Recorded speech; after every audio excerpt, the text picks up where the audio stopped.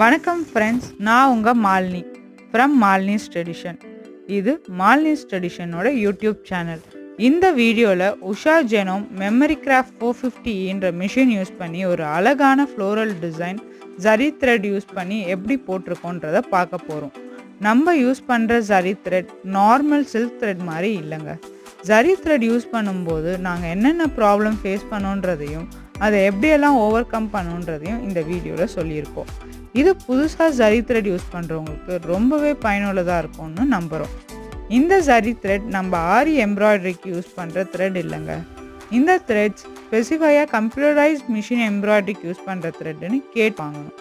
ஆரி த்ரெட்டுக்கும் இந்த த்ரெட்டுக்கும் உள்ள டிஃப்ரென்ஸ், ஆரி த்ரெட் தின் ஒயர் மாதிரி இருக்கும். இந்த த்ரெட் கட் பண்ணால் சில்க் த்ரெட் மாதிரியே சாஃப்டாக இருக்கும்.